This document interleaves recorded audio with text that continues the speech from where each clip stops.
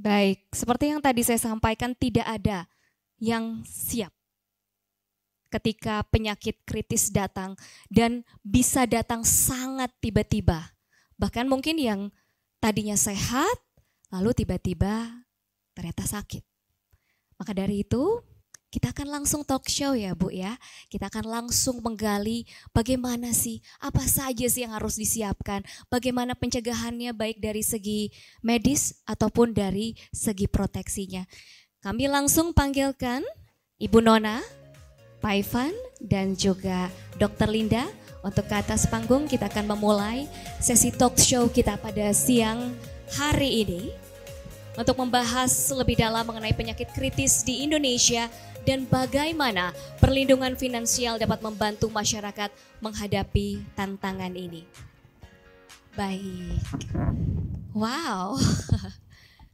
Bagaimana Ibu sehat? Alhamdulillah. Alhamdulillah. Semangat juga ya Pak Ivan. Dan juga Dr. Linda, semangat tentunya untuk bertemu dengan rekan-rekan media. Tanpa berlama-lama lagi, kita akan langsung melakukan sesi talk show kita pada siang hari ini. Mungkin pertama yang akan saya tanyakan dari segi medis dulu ya Bu ya, berarti kepada Dr. Linda.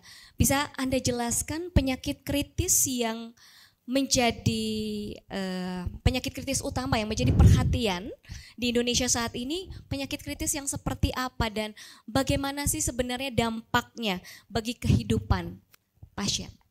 Ya. Assalamualaikum warahmatullahi wabarakatuh. Selamat siang. Saya siang ya Bu ya. Selamat siang Ibu Nona, Pak Ivan, teman-teman dari media dan semuanya dari Bang Danamon dan dari Manulife dan Ibu Widi. Saya dari Dr. Linda dari MRCC Siloam Semanggi. Untuk pertanyaan pertama, jadi ada 4 ya Bu Widi ya, penyakit yang kritis yaitu kanker, penyakit jantung, gagal ginjal dan stroke. Dan untuk kanker ini dampaknya ya, jadi sebagaimana kita ketahui itu adalah kanker adalah penyakit yang disebabkan oleh pertumbuhan sel-sel tubuh yang tidak terkendali. Jadi bukan sel normal ya. Sel normal dia selnya tumbuhnya normal. Kalau ini tidak terkendali sehingga dapat menyerang jaringan dan organ tubuh. Jadi dampaknya tuh banyak banget ya. Dampak fisik, pasien akan mengeluh nyeri, kelelahan, kemudian berat badan menurun, mual dan muntah, dan kerusakan jaringan. Seperti tadi ya kita lihat di video ada kanker payudara dan akan kerusakan di payudaranya karena dioperasi sehingga akan menimbulkan cacat di payudaranya. Kemudian dampak emosi dan psikologis bisa kecemasan. Biasa pasien-pasien kanker itu cemas ya, cemas. Kira-kira aku umurnya berapa lama lagi sih? Apalagi kalau misalnya punya anak kecil ya, kira-kira aku masih bisa nggak ngelihat anakku kuliah, menikahkan segala macam, itu pikiran semua ya. Kemudian depresi, mulai ada rasa depresi, stres. Pasti itu stres ya, stres berkepanjangan, kemudian kehilangan kendali dan perubahan citra diri. Biasanya itu akan dampaknya ke keluarga terdekat karena dia stres. Jadi semuanya salah. Itu misalnya istrinya sakit, suaminya pasti akan ada rasa tidak nyaman ya. Jadi istrinya sering marah, sering pokoknya membuat hubungan suami istri jadi tidak nyaman ya. Sensitif, ya benar sensitif. Dampak sosialnya perubahan gaya hidup ya, yang biasanya mungkin dia mungkin bisa jalan-jalan atau kita bilang kalau saya dari Medan ya kongko-kongko sama teman-teman. Nah ini nggak bisa ya. Kemudian keterbatasan aktivitas, biasanya dia bisa olahraga, nge-gym. Nah ini udah nggak bisa lagi karena dia udah stres mikirin penyakitnya. Kemudian pengaruh pada hubungan keluarga. Biasanya kalau pasien kanker ini suka ini ya, Bu Widya suka menyempil ya. Jadi merasa sendiri, merasa nanti kalau keluarga atau teman datang jadi rasanya tidak nyaman ya. Betul. Kemudian pengaruh pada karir. Nah, karirnya dia agak khawatir juga nih apakah nanti di kantor akan dimutasi atau akan dibuat cuti lama atau cuti tidak ada tanggungan atau segala macam ya, mungkin Pak Ivan lebih tahu ya. Dampak ekonominya biaya pengobatan ya, seperti tadi kita lihat video ya, sekali pengobatan 20 juta. Kalau misalnya dia pakai imunoterapi bisa 50, bisa 60 juta. Jadi biayanya gede banget. Kemudian biaya perawatan itu mau nggak mau ya biaya perawatan juga pengaruh, kemudian pengaruh pada pendapatan ya otomatis ya karena dia sudah tidak aktif, tidak bekerja lagi, kemudian suaminya juga berpikir kepada istrinya juga tidak aktif juga, itu akan pengaruh semuanya. Kemudian pengaruh pada kualitas hidup ya biasanya pasien sudah mulai stres, mungkin seperti itu kali Bu Widi. Baik, ya. Tentunya ini menjadi perhatian besar terutama karena dampak dari penyakit kritis ini bukan hanya dari kesehatan pasien aja ya Bu Nona, tetapi juga berefek pada banyak hal sosial, lalu juga dari aspek finansialnya juga karena saya sendiri juga merasakan pernah berpengalaman seperti itu, bagaimana suami saya yang bekerjanya adalah freelancer, seorang musisi, lalu sakit, otomatis tidak ada penghasilan. Dan ini juga berdampak pada istrinya, bukan hanya untuk menjaga suaminya yang sedang sakit, tetapi juga harus berpikir bagaimana untuk melanjutkan hidup dengan penghasilan yang akhirnya tertutup satu. Begitu ya. Lalu dari segi finansial saya akan bertanya kepada Ibu Nona, bagaimana PPK atau proteksi prima kritis andalan ini dapat hadir dan membantu masyarakat terutama dalam hal beban biaya penyakit kritis, Bu Nona. Oke, terima kasih Mbak Widi. Hampir, saya mengatakan hampir karena enggak semua, masyarakat itu memiliki cita-cita. Pastinya. Pasti. Dan masyarakat memiliki cita-cita bagaimana memiliki pensiun yang indah, ideal. Bagaimana melihat anak tadi di wisuda, bagaimana kita ingin pokoknya memiliki masa depan yang cerah. Semua orang ingin melakukan seperti itu. Makanya kita bekerja setiap hari.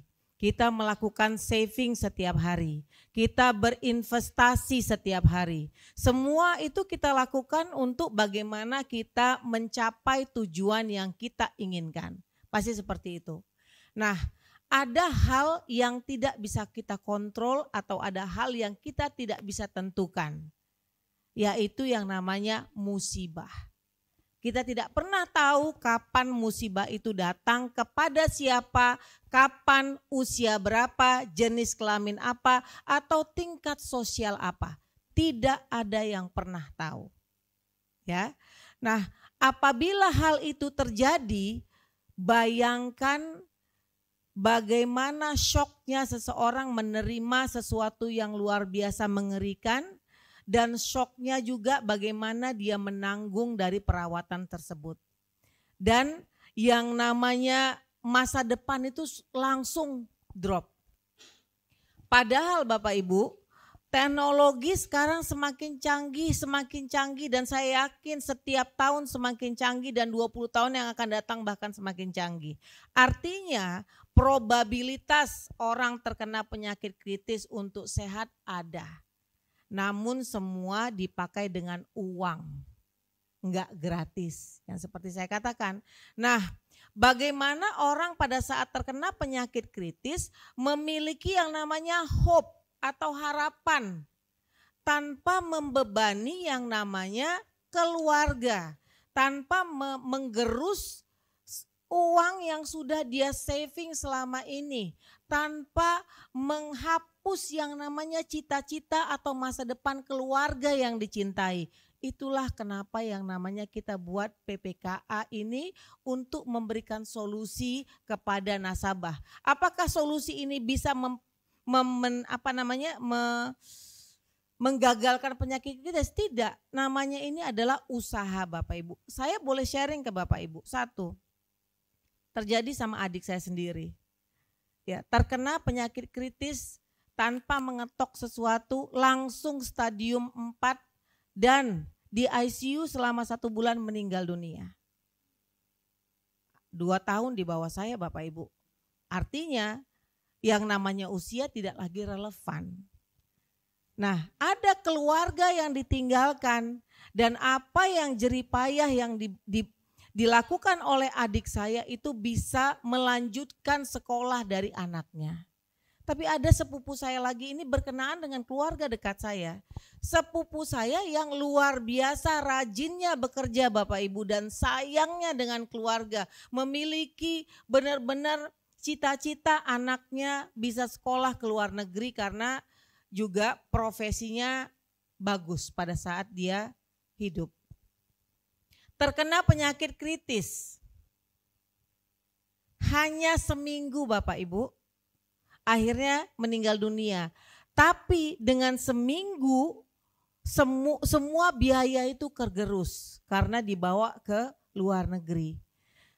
Yang menyedihkan adalah bukan saja untuk membayar biaya perawatan almarhum, tapi meninggalkan hutang kepada keluarga. Nah, dari dua hal ini makanya saya Bapak Ibu getol sekali untuk bagaimana menyebarkan benar-benar informasi sebanyak mungkin kepada sebanyak orang yang saya temui betapa pentingnya memiliki proteksi. Memiliki proteksi bukan untuk dipakai, tapi ada pada saat kita membutuhkan. Sehingga yang namanya keuangan kita bisa berjalan sesuai dengan apa yang kita inginkan. Itu kenapa pentingnya benar-benar memiliki PPKA. Luar biasa, proteksi, pentingnya proteksi. Dan ketika kita balik lagi ke penyakit ya dokter ya, kita akan kembali lagi ke salah satu penyakit yang menjadi momok bagi kita semua adalah kanker. Bicara mengenai kanker, jenis kanker apa sebenarnya yang paling umum ada di Indonesia atau yang terjadi di pasien? Terima kasih Mbak Widi. Kanker umum itu ya penyakit kanker payudara ya, kemudian kanker paru, ketiga kanker serviks ya, keempat kanker kolorektum, kelima kanker liver. Itu yang paling umum di Indonesia. Untuk laki-laki paling tinggi adalah mungkin kanker paru, nanti kita bisa ini lanjut lagi ya. Baik, itu berarti kanker yang paling umum ya dokter. Sekarang kita kan beralih ke Pak Ivan, mengetahui tadi kita sudah tahu jenis kanker yang umum, tentu juga kita semakin sadar nih akan pentingnya menjaga kesehatan dan mempersiapkan finansial, apalagi tadi juga sudah contohnya disebutkan secara gamblang oleh Ibu Nona dari dua adiknya ya Bu ya. Yang satu adik kandung saya, yang satu sepupu. Dan itu memang ada di sekitar kita dan bukan berarti itu tidak terjadi pada diri kita. Karena pada awalnya saya juga merasa bahwa ini teman saya yang ada yang seperti itu tapi kayaknya masih jauh kepada saya. Tapi tiba-tiba itu terjadi pada saya. Proteksi itulah yang hadir untuk kita di sini. Lalu bagaimana Bank Danamon melihat pentingnya proteksi seperti PPKA bagi nasabah Bank Danamon ini sendiri? Silakan Pak Ivan. Terima kasih Kak Widi. Jadi gini ya Bapak Ibu sekalian, kalau kita ngomongin asuransi penyakit ini atau penyakit kayak gitu ya, bawaannya tuh sepertinya kok selalu menakut-nakuti gitu ya, atau takut kayak gitu. Walaupun ceritanya itu kita tahu menakutkan kayak gitu ya. Tapi kalau kami di pihak bank sebagai penyedia jasa keuangan, kami berpikir rasional. Ya, kami berpikir rasional apalagi kami sebagai perencana keuangan. Tugasnya perencana keuangan ini kan membantu untuk para nasabah supaya bisa mencapai tujuan finansialnya. Apa tujuan finansial itu ya? Berbagai macam orang tentunya lain-lain. Ada yang cita-citanya ingin 5 tahun lagi berangkat umroh. Atau pengen beli mobil. Untuk apa? Untuk supaya misalnya nanti bisa jadi ojek online misalnya ya. Atau ingin 10 tahun lagi menyekolahkan anaknya masuk universitas. Saya ambil contoh aja kayak gitu ya. Biasa kalau kami dalam perencanaan keuangan kami menghimbau untuk para nasabah kami itu mempunyai metode dalam pembagian alokasi keuangan. Ya. Seperti metode 50-30-20 misalnya contohnya ya. 50% untuk kebutuhan sehari-hari. 30% untuk cicilan. 20% untuk ditabung atau diinvestasikan. Ya. Misalnya penghasilan sebulan 10 juta atau 20 juta. Paling enggak 20%-nya sekitar 2 juta atau kalau penghasilannya 20 juta itu berarti 4 juta itu adalah untuk ditabung. Ditabung untuk apa? Untuk mencapai tujuan finansial. Baik itu buka usaha, menyekolahkan anak, ingin berangkat umroh atau beli mobil. Tapi bayangkan Bapak Ibu, jadi apabila tabungan tersebut tiba-tiba tergerus. Jadi dalam satu perencanaan keuangan, kami selalu menghimbau bahwa 5% atau 10% dari dana nasabah itu untuk asuransi. Tentunya berbeda ya, tiap level penghasilan berbeda persentasenya. Tapi ya gampangnya 5-10% lah. Karena intinya apa? Intinya uang kecil untuk cover hal yang besar itu namanya asuransi. Mungkin Bapak Ibu udah pernah mendengar pendapat itu ya. Tapi usahakan bahwa selalu ada yang disimpan atau dialokasikan untuk membayar asuransi. Tujuannya untuk apa? Tujuannya adalah tujuan finansialnya tetap harus tercapai. Tujuannya ingin menyekolahkan anak tetap tercapai. Ingin berangkat umroh tetap tercapai gitu ya. Beli mobil tetap tercapai. Tapi ada uang kecil yang bisa cover hal yang besar. Seperti yang tadi disebutkan oleh Ibu Nona. Jadi penting bagi kami sebagai penyedia layanan jasa keuangan untuk memasukkan instrumen asuransi ini dalam perencanaan keuangan kami, tidak hanya tabungan, pinjaman, kemudian investasi atau pembayaran kayak gitu ya, tapi juga ada proteksi. Itu aja. Iya, penting sekali perencanaan keuangan yang mencakup perlindungan agar tidak sampai hasil kerja kita yang udah pede banget ya, udah banyak nih tabungan kita, tapi tiba-tiba jatuh sakit yang ada ternyata jadi hutang seperti yang terjadi di sepupunya Bu Nona. Bicara mengenai proteksi juga tentunya proteksi dini itu bisa dilakukan dari hal kesehatannya itu medical check up nih dokter, yaitu deteksi dini dalam meningkatkan peluang kesembuhan pasien, terutama pasien kanker seperti apa. Karena jujur suami saya terlambat dokter, karena ketika masuk rumah sakit ternyata sudah paliatif. Jadi sudah paliatif, rasanya itu katanya bukan seperti penyakit kritis tetapi seperti syaraf terjepit, Bu. Dan ternyata sudah menyebar ke tulang belakang. Itulah yang rasanya seperti syaraf kejepit. Itu yang miss dari kita, deteksi dini. Bagaimana Ibu menanggapi ini? Terima kasih Mbak Widi. Jadi sekarang kita lagi menggalakkan ya screening kanker paru dan deteksi dini. Screening kanker paru itu kalau tidak ada gejala. Bahayanya kanker paru itu dia ada gejala kalau udah stadium lanjut. Kita bilang stadium lanjut itu kalau udah ada stage 3 atau stage 4. Deteksi dini kalau dia udah mulai gejala ya. Nah sekarang itu sudah masuk ke peraturan Kemenkes ya. Jadi sekarang ini. Nah sekarang dulu kita kan masuk MCU itu cuma foto ronsen. Kadang-kadang foto ronsen itu foto toraks ya. Nggak gitu jelas. Kadang dia tidak berbentuk nodul. Kadang dia bentuk seperti bercak. Ada pasien saya seperti itu dari daerah.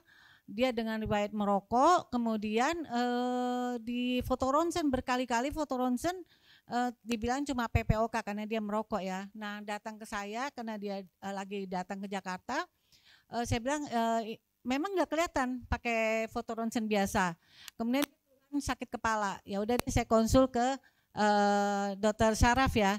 Konsul ke dokter saraf, ya udah suruh MRI. Ternyata di MRI ada nodul. Nah ini kemungkinan bukan dari primernya di brain ya, tapi mungkin di paru. Jadi disarankan untuk CT toraks. Setelah CT toraks, ternyata memang ada nodulnya. Berarti kalau udah ada di kepala, di brain berarti udah stage 4. Ya, padahal dia udah rajin kontrol dan dia juga berkemampuan untuk melakukan CT toraks. Jadi sekarang kita melakukan dengan low dose CT scan. Low dose CT scan itu beda dengan CT scan biasa. Dia tidak pakai zat kontras, tapi dia tingkat keberhasilannya untuk mendeteksi kanker itu screening dan deteksi dini itu hampir 80-90% dari beberapa penelitian. Dan dia bisa menurunkan tingkat kematian di 20%. Jadi makanya sekarang kita udah masuk juga ke Kemenkes ya, bahwa semua sekarang pasien-pasien yang ada 2 grup ya Bu ya, maaf boleh ini ya saya jelasin lebih lanjut. Jadi kita ada 2 grup A dan grup B. Grup A itu apa ya? Grup A itu kalau misalnya dia di atas 45 tahun dan ada riwayat merokok, itu kita sarankan untuk low dose CT scan. Grup B itu adalah umur di atas 40 tahun dan di keluarganya ada cancer. Enggak mesti kanker paru. Mau kanker apa aja, misalnya kanker kolon rektal, kanker liver, atau kanker breast ya, itu kemungkinan secara genetiknya ada terjadi cancer. Jadi itu disarankan low dose CT scan. Jadi tadi itu bisa dilihat di slide ya di ini bahwa dengan low dose CT scan bisa menurunkan tingkat kematian sampai 20%. Ya. Dan penelitiannya itu bisa 80-90% untuk mendeteksi state awal. State awal itu adalah state 1. State 1, state 2 itu state awal.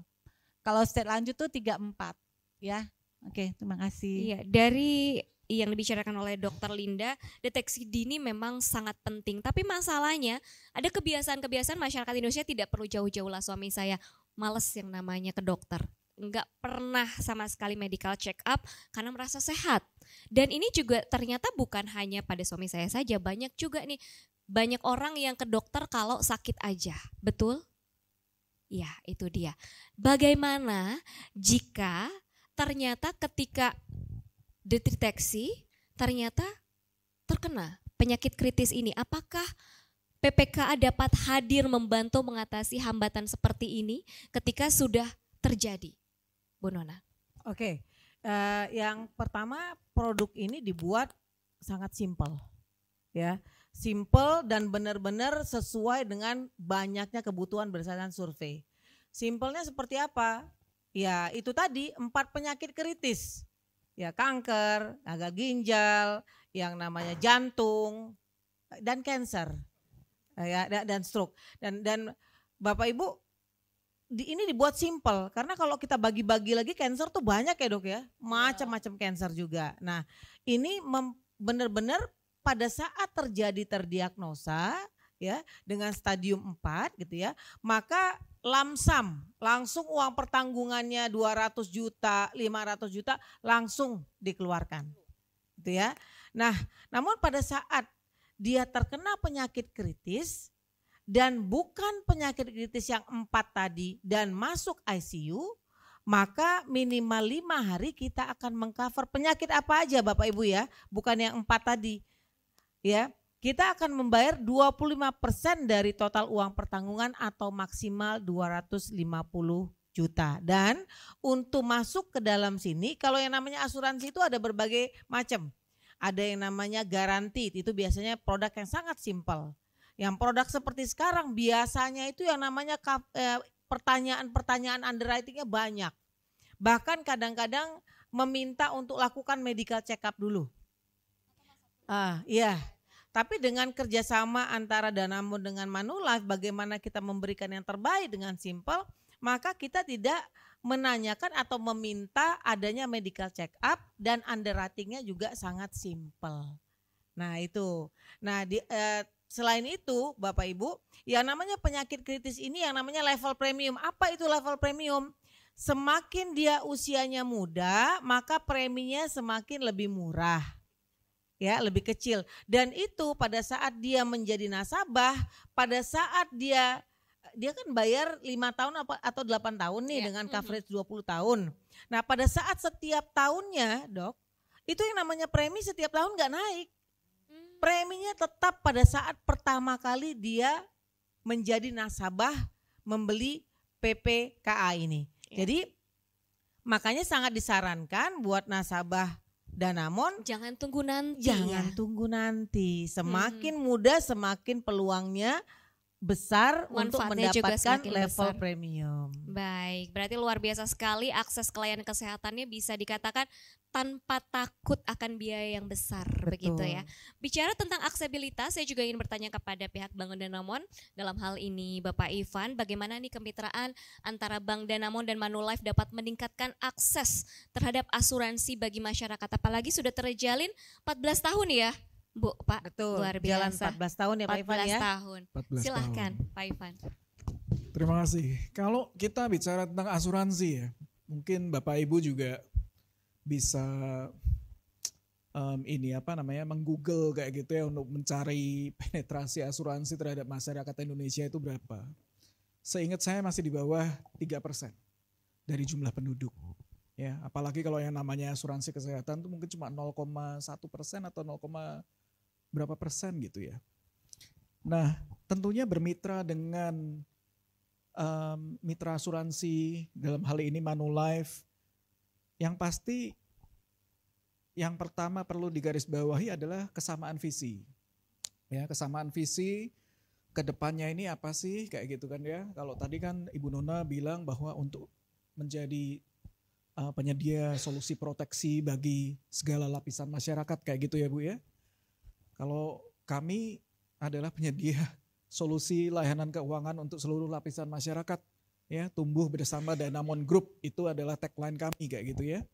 Nah, di sini kami mengedepankan bahwa tidak hanya bermitra kepada para nasabah kami tidak hanya untuk layanan finansial saja, untuk transaksi, untuk nabung, untuk pinjam uang, ya, atau untuk investasi, nggak hanya itu gitu. Yang ingin kami pastikan karena kami ingin visinya adalah untuk jangka panjang bersama para nasabah. Dan untuk kalau mau jangka panjang berarti kan kami harus membantu nasabah untuk mencapai tujuan finansialnya atau financial goal-nya. Supaya tujuan finansial itu tidak terganggu, oleh karena itu penting adanya asuransi. Kemudian Manulife pun juga sebagai institusi global selalu menyediakan produk-produk yang inovatif, kemudian mudah diakses. Dan satu yang ingin kami sampaikan adalah Bank Danamon dengan lebih dari 350 cabang di seluruh Indonesia, di hampir 200 kota di seluruh Indonesia dari Sabang sampai Merauke, bisa menjadi lokasi atau tempat di mana masyarakat juga ingin berdiskusi masalah perencanaan keuangan termasuk proteksi. Kayak gitu ya. Jadi intinya kami mengedepankan akses kami, footprint kami atau offline channel kami dalam hal ini adalah cabang kayak gitu ya. Dan baik cabang maupun aplikasi mobile banking untuk bisa mempunyai perencanaan keuangan yang baik di mana itu termasuk asuransi bersama mitra kami Manulife. Luar biasa, berbagai inovasi dilakukan, begitupun juga inovasi di bidang kesehatan tentu selalu dilakukan. Bu Dokter, kembali ke dokter, apa saja kemajuan terbaru dalam kanker, terutama ya dalam terapi kanker yang bisa meningkatkan harapan hidup pasien? Zaman saya sekolah dulu ya, mungkin sekitar saya ngambil spesialis itu selesai 20 tahun yang lalu ya. Jadi kalau dibilang kanker paru itu sangat, saya kanker karena saya dokter paru, jadi saya ngomongnya kanker paru ya Pak ya, mohon maaf ya. Nah karena kalau dibilang kanker paru itu tingkat kematiannya tinggi banget. Itu enggak sampai hitungan setahun udah meninggal, jadi hitungannya bulan ya. Dengan berkembangnya ilmu pengetahuan, sekarang tuh banyak pengobatan berdasarkan biologi molekuler. Jadi enggak sama setiap orang, enggak sama misalnya dia abangnya kena kanker paru, adiknya kena kanker paru, bisa aja selnya beda, mutasi selnya beda. Jadi sekarang kita berdasarkan biologi molekuler, Mbak Widi. Jadi enggak pukul rata, dulu kan kemo semua. Mau diapain juga pokoknya kemo semua. Nah itu dalam hitungan bulan aja banyak banget pasien saya meninggal. Jadi udah bilang kanker paru udah takutan ya. Walaupun sekarang dari semua kanker yang tadi yang saya sebut, kanker paru tetap nomor 1 penyebab kematian tertinggi di Indonesia dan di dunia ya. Tapi dengan adanya biologi molekuler, kita bisa lebih per pasien ya. Jadi enggak pukul rata. Misalnya nih ya, dia kanker paru, kita periksa dulu biologi molekulernya. Apakah mutasi IGFR, apakah mutasi ALK, apakah PDL1-nya sekarang ada dengan obat-obat imunoterapi ya. Jadi tingkat kehidupannya bisa lebih bagus ya dibandingkan dulu. Nah dari situ baru kita obatin berdasarkan mutasinya. Kalau dia mutasi IGFR misalnya mutasi exon 19, kita obatin berdasarkan mutasinya. Jadi enggak semuanya, tapi kalau dia mutasi IGFR wild type, nah itu enggak ada tempatnya. Yang kita kasih dalam obat oral, biasanya kita harus infusan. Nah, kemudian kita lihat lagi PDL1 itu kita lihat dari imunoterapi. Apakah dia strong di atas 50% atau lemah di bawah 1%. Nah, kalau dia misalnya strong dengan obat imunoterapi, monoterapi, udah hasilnya bagus. Ya pasien kita ada yang sampai 4 tahun, alhamdulillah masih hidup. ya. Kalau dulu kan kita lihat nih tingkat kematiannya tuh kalau 4 itu masa tahan hidup 5 tahun tuh hanya 0,6%. Kalau sekarang bisa ya, bisa lebih dari itu. Nah kemudian kalau dia misalnya PDL1-nya kurang dari 50% atau lemah ya di bawah 1%, biasanya gabung sama kemo. Nah sekarang ini akan penelitiannya berlanjut terus. Obat-obatannya sekarang dengan ALK sekarang ada di sekarang dengan mutasi ALK kita bisa kasih obat oral berdasarkan ALK-nya yang positif. Nah itu biasanya bisa di cover sama asuransi, bisa juga pakai yang pemerintah punya ya. Nah itu yang sekarang tuh berkembang pesat. Cuma ada bedanya ya.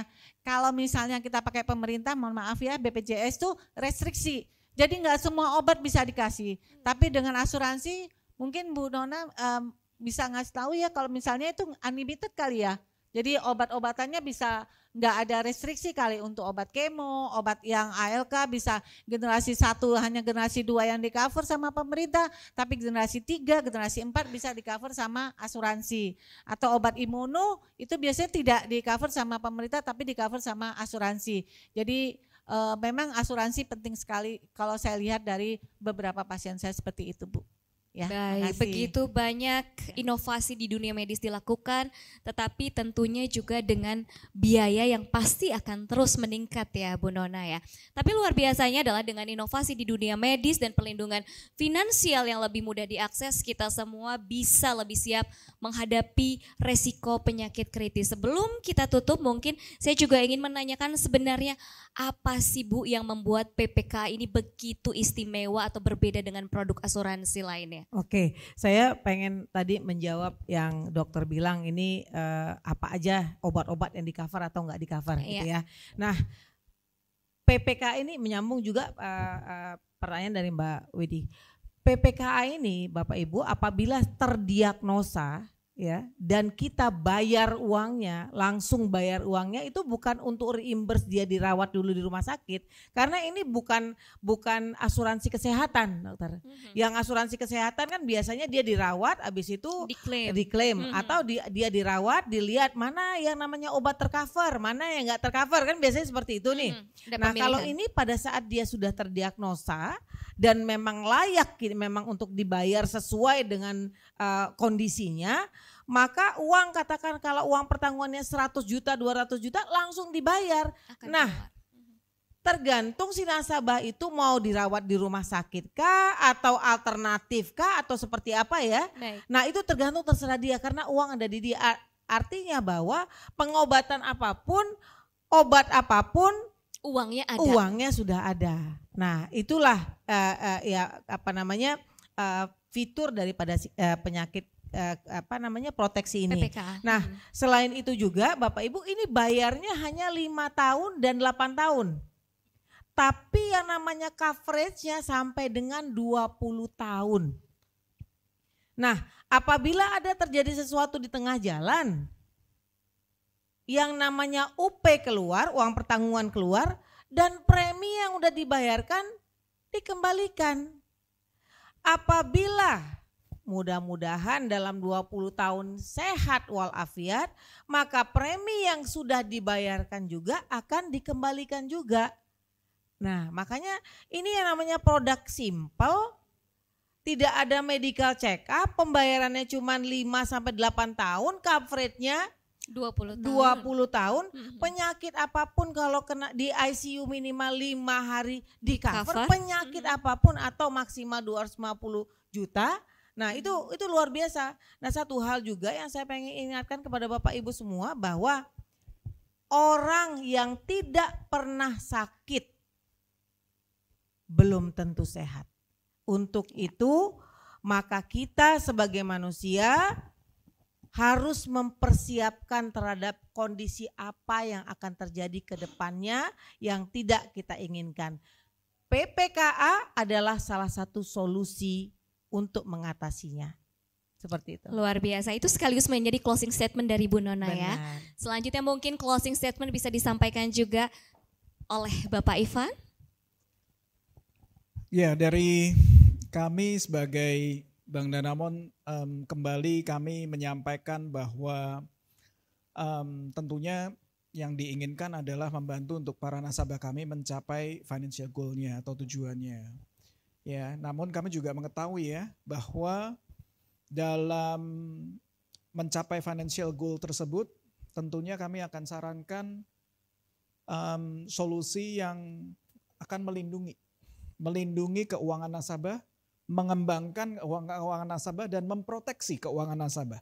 Ya, itu tentunya kami lakukan dan seluruh cabang kami di seluruh Indonesia bisa menjadi tempat untuk apply atau untuk berdiskusi masalah solusi proteksi termasuk produk terbaru PPKA ini. Sekaligus, nah ini nih, ini pain points-nya orang kalau beli asuransi ini kan klaim. Ya, klaimnya ribet dan lain sebagainya. Nah ini bisa datang ke cabang kami. Ya, karena kami bermitra dengan Manulife, ya kami menyediakan solusi yang terintegrasi, yang komprehensif, yang bisa kami kami selalu tracking kayak gitu ya, karena ini gampang ini dengan Manulife sudah terbukti sudah 14 tahun, sudah berapa banyak ya yang tentunya kami sudah layanin klaimnya dan bersama Manulife puji Tuhan ini segala macam klaimnya tidak ada masalah kayak gitu. Jadi saya optimis dengan kerjasama ini tentunya sekaligus untuk membantu masyarakat Indonesia mencapai level keuangan yang lebih baik, mencapai tujuan finansial yang lebih baik dengan kami sebagai penyedia solusi keuangan termasuk asuransi ini. Terima kasih. Baik, selanjutnya closing statement dari Dr. Linda, dipersilakan. Ya, terima kasih Mbak Widi. Kalau dari saya mungkin pengalaman saya ngobatin pasien ya. Jadi pasien yang berat-berat ya, misalnya yang kritis itu biasanya keluarganya semangat sekali di awal-awal ya. Di awal-awal pengobatan, apa aja ya dok, maksimal terapi dok. Mau pemeriksaan apa aja boleh dok. Tapi misalnya udah lebih dari seminggu, lebih dari 2 minggu di ICU, keluarga udah mulai agak resah ya. Mulai ngomong, dok kira-kira berapa lama lagi ya dok? Kira-kira bisa nggak pindah perawatan biasa dok? Kira-kira semuanya, dan boleh nggak dok pemeriksaan labnya nanti ditunda dulu, boleh nggak dok? Obat-obatannya bisa mungkin? Iya, dikurangin nggak dok? Atau minimal terapi. Jadi memang kita harus membeli ya Bu ya Nona ya, Bu Nona ya, proteksi yang benar, yang bagus ya, seperti tadi Bu Nona ngomong bahwa PPKA ya Bu ya, saya juga agak menarik juga ini dapat membuat pasien fokus terhadap perawatan pasien tersebut, seperti itu sih. Jadi tidak membuat keluarga juga bersusah payah, karena misalnya yang sakit suaminya atau yang sakit istrinya atau yang sakit ibunya, orang tuanya ya, yang tidak ada proteksi asuransi, itu sangat terasa sekali. Jadi mungkin dengan dari penjelasan Bu Nona dan Pak Ivan, kita akan membuka wawasan kita bahwa memang sebaiknya kita harus membeli proteksi yang benar, seperti itu ya Bu. Iya. Ya. Luar biasa sekali. Boleh tepuk tangan kepada 3 narasumber yang begitu luar biasa pada siang hari ini, yang telah memberikan wawasan dan juga pemahaman yang lebih, bukan hanya dari segi kesehatan tetapi juga bagaimana pengaturan keuangan yang plus ada proteksinya juga. Dan tadi juga saya ingin menanggapi ya Bu Nona ya, bahwa PPK ini ternyata apapun pengobatannya ada uangnya. Betul. Itu sebenarnya harusnya bisa terjadi pada saya, karena waktu itu suami saya sudah paliatif. Jadi ketika di rumah sakit divonis 6 bulan lagi sudah tidak bisa. Seandainya waktu itu PPKA sudah hadir, Ibu, mungkin saya bisa langsung ke alternatif atau apapun, karena memang biaya alternatif itu juga jujur tidak murah dan itu bisa menjadi solusi. Jadi berkaca dari pengalaman saya bahwa proteksi itu penting sekali. Bukan hanya untuk diri kita saja yang sakit, tetapi juga keluarga kita siapapun yang kita cintai yang ada di sekitar kita. Baik Ibu, terima kasih banyak Pak Ivan, Dr. Linda dan juga Ibu Nona. Sesi talk show kita hari ini selesai, tapi akan ada sesi tanya jawab, namun sebelumnya akan ada puncak acara dulu Ibu, yaitu peluncuran PPKA.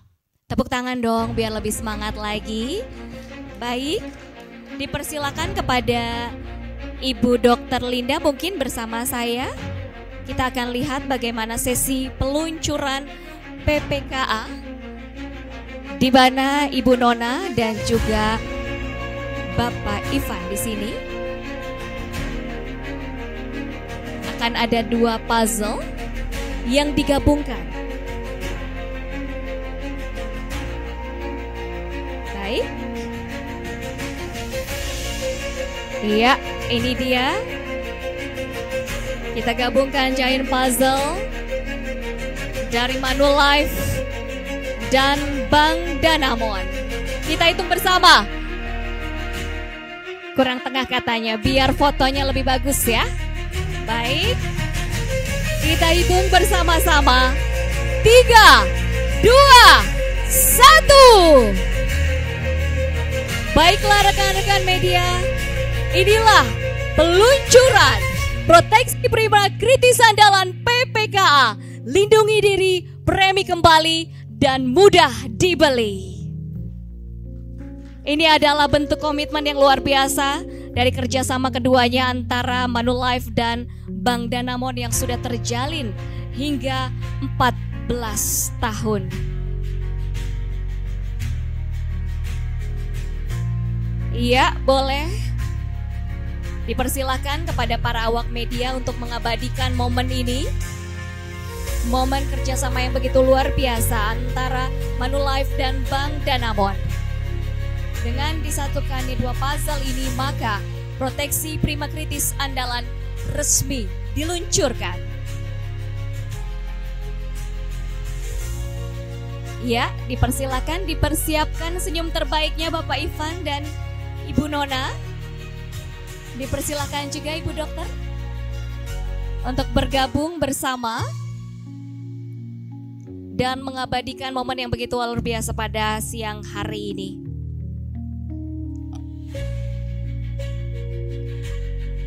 Baik. Dipersilakan kepada para awak media untuk mengabadikan momen bersejarah pada siang hari ini. Baik, sudah? Terima kasih. Sudah mengambil angle terbaik? Baik. Untuk Pak Ivan, Ibu Nona, dan Dr. Linda boleh kembali lagi ke tempat stage ya. Karena kita akan mengundang para awak media yang ingin bertanya. Kami persilahkan 3 penanya dan mohon berkaitan dengan peluncuran PPKA. Baik, dipersilakan disebutkan nama dan dari media mana ya Pak ya.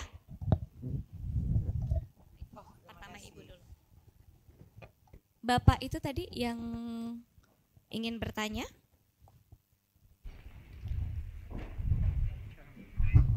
Baik. Nama dan asal media ya Pak ya. Iya, saya Edi Saputra dari Harian Kompas. Baik. Saya mau bertanya ke Ibu Novita ya. Ke Ibu Nona, ya, baik. Sama ke Pak Ivan. Gitu. Baik. Nah, untuk ke Pak Ivan sendiri, kenapa Danamon mau bekerja sama dengan Manulife gitu terkait produk ini gitu kan. Kemudian untuk Bu Nona misalnya, bagaimana perusahaan asuransi sendiri melihat prospek pasar sekarang gitu kan. Mengingat seperti kita ketahui sekarang PHK terjadi, daya beli menurun, itu bagaimana prospek dari produk asuransi sendiri melihat pasar seperti apa gitu kan proses ini. Nah, lalu satu lagi mungkin untuk ke Pak Ivan juga. Berarti Pak Ivan ada 2 pertanyaan ya. Ada 2 pertanyaan. Pak Ivan sendiri melihat market sekarang seperti apa sih Pak gitu? Perbankan melihat seperti apa dengan kondisi yang saya sebutkan tadi Pak, daya beli menurun segala macam, itu tekanan ekonomi domestik maupun eksternal, itu perbankan melihat market tuh masih optimis atau enggak gitu dengan berbagai produknya gitu, baik asuransi ataupun produk-produk yang lain seperti apa gitu. Itu Baik, aja. Terima kasih Pak Edi dari Harian Kompas ya. Silakan langsung dijawab saja, mungkin Ibu Nona terlebih dahulu. Oke. Pak Edi, terima kasih dari Kompas, terima kasih banyak Pak. Kalau dilihat prospek ke depannya, kita tahu memang yang namanya medical inflation itu setiap tahun terus bertumbuh kan Pak ya. Nah, pada saat COVID ya, orang semakin paham pentingnya asuransi. Pada saat COVID, orang semakin tahu bahwa wow, yang namanya asuransi itu benar-benar menolong. Dalam hal ini adanya BPJS juga sangat menolong kami ya, private insurance. Kenapa? Karena orang semakin tahu bahwa asuransi kesehatan itu sangat benar-benar menolong meskipun BPJS. Pertanyaannya adalah apakah cukup untuk semua segmen masyarakat, kan gitu ya. Nah, kalau misalnya nggak cukup, maka dia akan menambah yang namanya asuransi, produk-produk asuransi dari perusahaan asuransi yang lainnya. Prospeknya ke depan sangat tinggi Pak. Kenapa? Dilihat dari yang namanya middle income masyarakat Indonesia semakin meningkat. Yang namanya productive age masyarakat Indonesia juga lebih daripada 50%.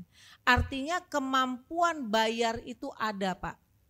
Pengetahuannya belum tentu Pak. Makanya dibutuhkan financial literacy untuk mendapatkan financial inclusion. Orang tahu dulu baru, orang paham dulu baru. Orang merasa bahwa yang namanya penyakit kritis jauh, kan gitu kan. Tapi kita nggak pernah tahu apa yang terjadi. Nah, yang sayangnya yang namanya penyakit kritis ataupun musibah itu nggak tahu yang namanya krisis ekonomi Pak. Yang namanya musibah nggak tahu yang namanya saham lagi turun, keadaan lagi sulit dan sebagainya. Namun daya beli tetap ada. Karena apa? Karena orang tahu pentingnya memiliki proteksi. Orang tahu pentingnya memiliki ketenangan. Karena apa? Karena yang namanya, ralat saya kalau salah ya Dok ya. Yang namanya kita tidak tenang dalam hidup, yang namanya kekhawatiran yang sangat terlalu tinggi, itu bisa menyebabkan penyakit juga. Jadi kalau dibilang pendeknya adalah potensi kita besar. Karena Pak dilihat tadi, Pak Ivan bilang tadi, masyarakat Indonesia 250 juta dengan yang namanya middle income tinggi, yang namanya productive age tinggi, penetrasi pasar masih sangat rendah sekali. Artinya potensi masyarakat Indonesia untuk menaikkan nggak usah double digit dulu, single digit dulu sangat amat berpotensi besar. Apalagi yang namanya Danamon, nasabah-nasabahnya itu juga merupakan segmen yang benar-benar ditargetkan oleh Manulife Indonesia. Semoga menjawab ya Pak. Baik, silakan langsung saja Pak Ivan dijawab 2 pertanyaan ya Pak ya tadi. Yang pertama Pak Edi terima kasih dulu ya sebelumnya ya. Kemudian pertanyaan yang pertama tentang kenapa dengan Manulife meluncurkan PPKA. Kemudian yang kedua kaitannya dengan market kita ini seperti apa sih ini? Mungkin kalau saya mengartikan yang nomor 2 itu apakah sekarang ekonomi sedang tidak baik-baik aja sehingga perlu produk asuransi kayak gitu ya Pak ya? Atau mungkin bagaimana nih, apakah masih dipentingkan gitu produk asuransi? Kalau saya melihatnya seperti ini Pak. Yang pertama dulu adalah kalau kita bayangkan bahwa kita sebagai nasabah atau sebagai satu individu, apakah kita memproteksi motor kita atau mobil kita gitu untuk beraktivitas sehingga membantu kita untuk mengenerate income kayak gitu ya. Apabila jawabannya ya, kalau motor atau mobil aja diproteksi, kenapa enggak tubuh kita gitu kan? Itu saya rasa statement pertama saya. Kemudian statement kedua, kami sebagai penyedia jasa keuangan tentunya ingin memberikan solusi yang terbaik. Karena tugas kami adalah untuk membantu nasabah kami mencapai goalnya, termasuk yang ingin punya usaha. Ya, kami berikan pinjaman atau kredit. Kan kita ingin supaya kreditnya dengan working capital yang kita berikan atau misalnya pinjaman pinjaman investasi kayak gitu bisa menumbuhkan usahanya. Nah kalau misalnya tiba-tiba pengurusnya itu terkena suatu musibah, ya seperti penyakit kritis, tentunya itu mengacaukan repayment-nya, kemudian mengacaukan tujuan finansialnya, karena uang yang tadinya ditabung atau uang yang harusnya untuk mengembangkan usaha adalah untuk bayar ongkos kesehatan. Nah sekarang kalau dibayangkan lagi, kenapa dengan Manulife ya? Mungkin kita bisa tanyakan juga. So perusahaan asuransi mana yang bisa memberikan solusi produk inovatif sejalan dengan visi kami? Ya, ini PPKA bayar 5 kali atau 8 kali dalam 5 tahun atau 8 tahun, uangnya kalau nggak dipakai dikembalikan semua. Tadi seperti dijelaskan oleh Ibu Nona. Kemudian kalau ngeklaim gampang, ya kan? Kemudian terpercaya. Manulife ini salah satu yang terbaik di dunia asuransi ya, baik di dunia maupun di Asia Pasifik. So ya tentunya kita memilih mana yang sudah terbukti reputasinya, terbukti kredibilitasnya untuk nasabah kami, di mana kami ingin memberikan yang terbaik nasabah kami. Jadi itu untuk poin pertama. Kemudian mengenai market. Kalau mengenai market sendiri, saya sih tetap optimis terhadap market Indonesia. Karena tidak mungkin kalau kita melihat bahwa sebagai contoh Bank Indonesia, mereka juga bertindak independen dengan situasi ekonomi global dan kemudian ada perang tarif kayak gitu, mengeluarkan kebijakan yang justru juga membantu perekonomian kita. Nah di sini perannya tentunya dari langkah-langkah tersebut inginnya apa? Inginnya pertumbuhan kredit juga tetap tumbuh, inginnya juga pertumbuhan dana pihak ketiga juga tetap tumbuh. Artinya apa? Artinya bahwa akan ada aktivitas buat kita untuk ekonomi Indonesia secara overall itu tumbuh juga. Nah kalau untuk ekonominya itu supaya tumbuh, tentunya masyarakat, pemain bisnis, semuanya juga harus bisa beraktivitas untuk memenuhi kehidupannya dong ya Pak ya. Nah untuk itu tentunya kitanya juga harus beradaptasi, kita juga harus mempunyai produk yang atau solusi yang tentunya menyesuaikan gitu ya. Biasa kalau punya asuransi, takut ngeklaimnya susah, takut tidak mudah untuk untuk submit kayak gitu atau untuk apply. Tadi dari Ibu Nona jelas sekali itu menurut saya ya, apply-nya gampang atau ingin masuknya gampang, cukup kuesioner ya Bu ya, tidak usah medical check up macam-macam ya Bu ya. Tidak perlu ada Coba, medical check up. Saya kembali bertanya gitu ya, mana lagi yang produknya mudah dicerna, kemudian bisa kembali lagi kalau tidak dipakai. Preminya kembali pula. Preminya kembali semua dan memudahkan hidup masyarakat. Kayak gitu ya, memudahkan hidup masyarakat. Jadi bagi nasabah kami selalu tekankan bahwa tujuan finansial harus tercapai. Supaya tujuan finansial tercapai, paling tidak ada sedikit 5% dari pendapatan atau sampai dengan 10% dari pendapatan itu dengan solusi proteksi yang jelas gitu. Jadi sementara saya itu dulu, masih. Baik, terima kasih. Selanjutnya. Ini Pak Ivan, mau dokter udah tarik loh dari tadi udah bisik-bisik. Udah bisik-bisik ya. Gimana caranya jadi nasabah Danamon dulu ya? Dengan nggak dikejar-kejar agen kok rekan-rekan gitu kami di belakang apply sudah siap. aja langsung. Baik. Bu Widi, saya tambahan boleh? Iya. Karena yang saya hadapin tuh pasien-pasien yang kritis ya. Jadi saya tahu banget di lapangan tuh begitu berat banget kalau nggak punya asuransi ya. Jadi kalau misalnya ada asuransi, apalagi ada asuransi PPKA yang langsung cair, itu sangat terbantu banget. Betul. Ya sangat terbantu banget. Misalnya dia yang ini pakai asuransi ini bisa tercover, tapi kalau untuk biaya makan, biaya betul ini sekali. kan nggak ada ya. Jadi ya mungkin dengan ada PPKA ini sangat terbantu. Makanya tadi ya benar saya bilang ini saya kayaknya menarik nih. Bisa merekomendasikan juga kepada pasien sepertinya ini. Iya benar-benar. Dokter Linda ini. Ya, Selanjutnya makasih. mungkin pertanyaan dari Mbak ini ya tadi ya, yang pertama ya. Satu lagi nanti disiapkan pertanyaannya. Baik. Cek. Nama dan media dari mana ya Mbak ya? Ya, Terima kasih. Terima kasih. Selamat siang. Saya Ainun dari viva.co.id. Pertama saya ingin bertanya ke Bu Nona. Dari 4 penyakit kritis yang telah disebutkan tadi, kira-kira penyakit paling apa yang banyak diklaim oleh pengguna Manulife?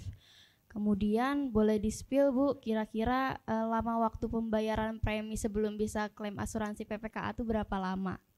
Kemudian ke Dokter Linda, berbicara soal kanker, Dok, baru-baru ini viral di media sosial ada klaim bahwa tidur setelah sahur bisa meningkatkan potensi kanker. Hal ini karena tidur setelah sahur disebut bisa mengakibatkan kerusakan hormon testosteron yang dapat memicu kanker prostat. Apakah narasi itu valid gitu ya? Karena kan kami sebagai jurnalis berusaha untuk check and recheck biar informasinya lebih tepat. Terima kasih. Baik, terima kasih dari Mbak Ayu. Viva ya? Ainun dari Ainun. Viva ya? Ya. Baik, langsung dijawab mungkin. Saya jawab ya Mbak Ainun ya. Saya belum memiliki detail mengenai spesifik 4 penyakit kritis ini yang telah kita bayarkan. Namun tahun 2024 saya bisa katakan ya bahwa Manulife Indonesia membayar keseluruhan klaim sebesar 8,3 triliun. Nah itu yang bisa saya sampaikan. Tahun sebelumnya lebih kurang 7,3 atau 7,8 triliun. Nah itu kan ada dibagi-bagi Mbak ya, Mbak Ainun ya. Namun saya belum memiliki data secara spesifik. Nah kira-kira seperti itu. Tapi kalau mau nanti kita follow up, saya bisa minta kepada teman-teman untuk mendapatkan data itu. Nah yang namanya lama waktunya kapan? Hari ini bayar, besok bisa klaim nggak gitu ya. Nah di dalam yang namanya perusahaan, yang namanya produk itu ada masa tunggu ya. Ada masa tunggu. Jadi setelah masa tunggunya selesai, maka apabila hal itu terjadi kita akan bayarkan sesuai dengan kondisi ataupun aturan yang ada. Kira-kira seperti itu. Boleh tahu masa tunggunya kira-kira? 30 hari Mbak masa tunggunya. Ya. Terima kasih Mbak Ainun. Sudah menjawab Mbak Ainun, terima kasih. Selanjutnya, dijawab dulu dari Dokter Linda ya. Silakan. Terima kasih Mbak Ainun ya. Mohon maaf Mbak, saya kalau CA prostat saya nggak kompeten ya untuk itu. Mungkin untuk CA paru dulu ya Mbak ya, bisa ya. CA prostat soalnya dia masuk ke spesialis urologi biasanya. Itu yang lebih kompetensi untuk menjawab pertanyaan Mbak ya. Untuk CA paru, kita untuk virus, sekarang kan ada virus COVID nih. Sekarang di persahabatan lagi coba diteliti apakah virus COVID, pasca COVID ya, bisa menyebabkan kanker paru. Karena dari bekas TB bisa kanker paru. Dan terjadi hubungan yang bermakna sekali, related ya, terjadi kanker paru karena merokok. Ya kalau merokok atau karena radon atau misalnya asbes. Jadi biasanya kita tanya keluarganya juga atau tanya pasiennya bekerjanya di mana.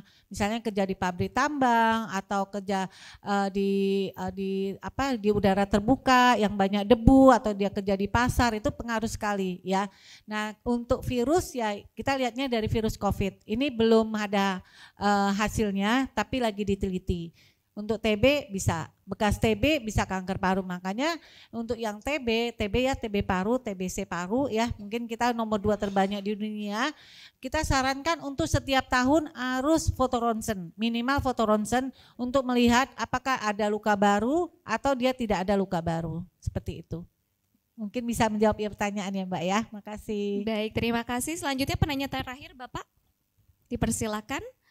Atas nama siapa dan dari media mana? Terima kasih, saya Dono dari SWA. Mungkin pertanyaannya untuk Dono, ya? dari SWA. Dari SWA, baik. Ya, Ibu Nona. Bu, boleh tahu mungkin kalau bicara target apa, nasabahnya, target market ini siapa? Itu satu. Terus kedua, tadi disebutkan premi 5 tahun dan 8 tahunan gitu. Mungkin kisarannya sekitar berapa sih yang harus dibayar nasabah nantinya?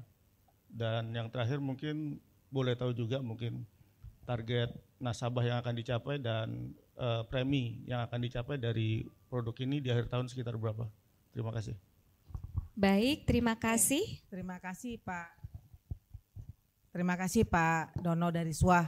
Saya tadi bingung juga ya, ini ada apa ya dengan media kok nggak nanyain target, biasanya nanyain target gitu ya. Biasanya akhirnya muncul. Cuman ya seperti biasa Pak, pertama siapa targetnya gitu ya Pak ya. Ini adalah kerjasama antara Manulife dengan Danamon. Bagaimana Manulife dengan Danamon ini bisa membantu setiap nasabah Danamon untuk benar-benar memberikan solusi keuangan kepada nasabah. Gitu ya. Jadi bukan hanya produk-produk saving, tapi Danamon ini benar-benar memikirkan kesejahteraan nasabahnya secara keseluruhan. Termasuk memberikan solusi proteksi yang bekerja sama dengan kami. Jadi kalau ditanya targetnya siapa Pak? Nasabah dari Danamon. Makanya tadi Bu Dokter bilang saya mau beli ini, udah nasabah Danamon belum Bu? Gitu ya. Mungkin ya akan menyusul makanya. Nah itu yang pertama. Yang kedua preminya berapa gitu kan ya Pak ya. Nah preminya ini kan bermacam-macam, bayarnya 5 tahun sampai 8 tahun nih kan ya. Nah preminya itu mulai 12 juta per tahun. Wah besar banget. Hitung Pak, dibagi 365 hari, lebih kurang 32.000 per hari. Lebih mahal kopi nongkrong kita setiap hari Pak. Ya, jadi itu memperlihatkan bahwa kita memberikan solusi yang benar-benar juga terjangkau. Nah, terus pertanyaan selanjutnya, mau berapa nih total ya pencapaian gitu kan Pak ya, total pencapaian. Saya sih maunya 100% nasabah Danamon ini bisa membeli. Untuk itu saya membutuhkan bantuan dari semua media yang ada di sini. Yuk sama-sama bagaimana kita memberikan literasi kepada masyarakat Indonesia, bagaimana nasabah Danamon bisa baca media Bapak Ibu semua, tergugah, tahu pentingnya, beli, capai target kita Pak. Saya tambahkan sedikit ya Bu Nona dan Kak Widi untuk menjawab pertanyaan Pak Dono. Jadi ya. Untuk target sebenarnya untuk bicara kalau masalah target kayak gitu ya, kami tahun 2025 ini target kami adalah untuk tumbuh premi secara nasional bagi Bank Danamon itu antara 15 sampai 20%. Ya, namun dengan adanya peluncuran PPKA ini kami harapkan bahwa dari kenaikan tersebut ya, untuk seluruh target tahunan itu sekitar 15% itu bisa disumbangkan oleh produk baru ini. Kayak gitu ya, dan ini bisa merupakan suatu kenaikan dibandingkan dari tahun sebelumnya karena sebenarnya produk ini sudah sempat soft launch dari sekitar bulan September atau Oktober 2024 kayak gitu ya, dan mendapatkan respon yang cukup positif dari nasabah kami. Kira-kira begitu. Mbak, tadi saya mau koreksi pertanyaan dari yang masa Mbak tunggu Ainun. ya. Masa tunggunya bukan 30 hari tapi 90 hari atau 3 bulan. Ya, semoga tidak salah kutip ya. Baik, sudah direvisi ya Mbak Ainun ya. Baik, terima kasih. Yang satu lagi pertanyaan ya, belum terjawab. Target preminya tadi 100%. Iya. Oh, nilai preminya Ibu, silakan. Kalau preminya pembayarannya 12 juta per tahun Pak. Itu bayar preminya.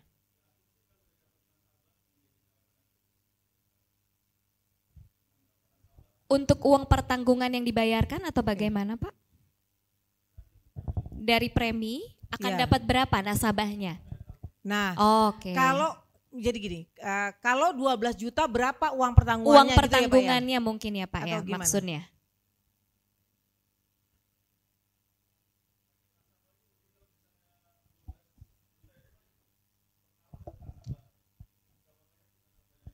Ya mungkin saya bisa bantu. Iya.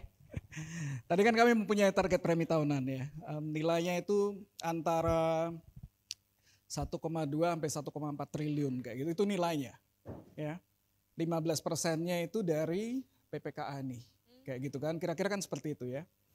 Jadi kalau misalnya untuk membeli ini tadi Bu Nona bilang 12 juta, 24 juta. Jadi kami mengharapkan antara 6.000 sampai 8.000 nasabah itu bisa mempunyai produk ini dalam setahun. Kayak gitu ya. Karena tentunya dengan mempunyai solusi proteksi ini, mungkin saya bisa jelaskan sedikit seperti ini. Kalau kita ngadepin asuransi, kalau kita mempunyai produk asuransi untuk keluarga kita, ini sebenarnya ada 3 hal, Pak.